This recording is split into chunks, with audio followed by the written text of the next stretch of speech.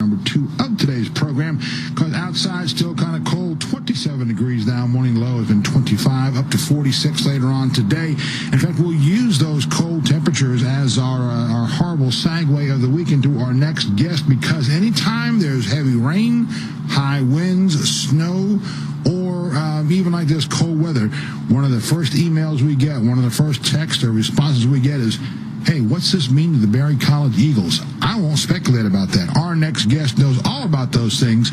We are joined right now by Dr. Renee Carleton from Berry College about the annual Eagle Watch is underway. Renee, good morning.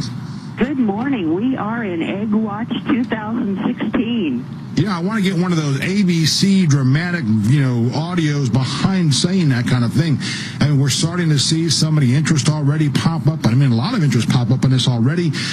We've been watching the Eagles, both the mother and the father, getting the nest all, I don't want to say rebuilt, but they've been busy kind of putting a few new sticks and twigs here and there, that kind of stuff. But it looks ready to go. It does look ready to go. They've put up new, what we call the crib rails around the edge of the nest, and they've brought in a lot of pine straw and dry grass to form the lining of the nest. And I even can see this morning a little bit of a bowl where the eggs eventually will be deposited. So it's ready to go. We're just waiting on Ma Berry to decide when she's going to lay that first egg.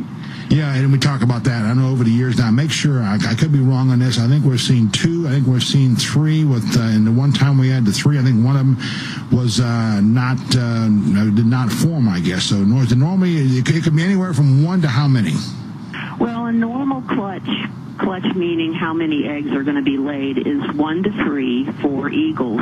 Our eagles are laying 2 eggs. The Mountain Campus pair, not last year, but the year before last, they had 3. But this pair on the main campus, so far, we're seeing 2 eggs. And whether we'll get 3 this year, or 1 or 2, we'll just have to wait and see. Yeah, it's funny. I'm glad you mentioned the Mountain Campus nest. There's a second nest out there, which is remote. People cannot get to it and all.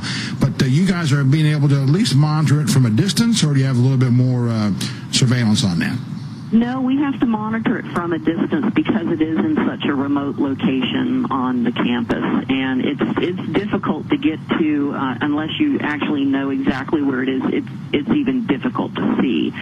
And we went up there last April to see if anything had gone on in terms of nesting and whether there were eaglets, and it was apparent to us that the nest was not used last year. Okay. Well, maybe we'll see him back this year. We do know for sure, though, the one back there by the Crennan Center, which is one of the number 1 tourist attractions here in Northwest Georgia. You know what I'm surprised at? And y'all have done a great job continuing to upgrade what I'll call, I guess, the audio-visual coming out of that nest is where. I was on the other day looking at, what they were doing. I couldn't tell whether it was the male or the female eagle, but, they were doing some, little preening around the nest, all that kind of good stuff. I couldn't believe the traffic noise. I mean, I knew it was there. But, I mean, you're here in US 27, up and down, the trucks and the cars and that kind of stuff. These eagles just seem oblivious to the whole thing. Well, they've been very tolerant of the noise. Of course, they chose this site, and when they chose it, there was traffic noise, the noise from the campus, the typical urban type of noises that we're so used to and we really tune out. But for them, they chose this nest site. They have acclimated to it very well. They seem very tolerant. We're always cautious, though. We want to make sure that disturbance is always kept to a minimum. We have the buffer zone that is mandated by the U.S. Fish and Wildlife Service, and we maintain that. We put up fencing all the way around that particular pasture area so people can't intrude into the nesting zone. But the eagles do seem to tolerate the fan appeal that they have. I'm sure as we get closer to hatching eventually that more and more people will come to see them. And we always want to remind people, keep your noise to a minimum. Respect these birds because they are wild, even though they do seem to tolerate us well. We want to maintain their privacy and keep any stress away from them. Well, I tell you did a good job of that. People think, well, gosh, what about that brand new football stadium? Renee, correct me if I'm wrong, but I think the eagle nest actually was empty during the whole football season. Right. They don't actually start working on the nest until October, and we do have football games during that time, but there's no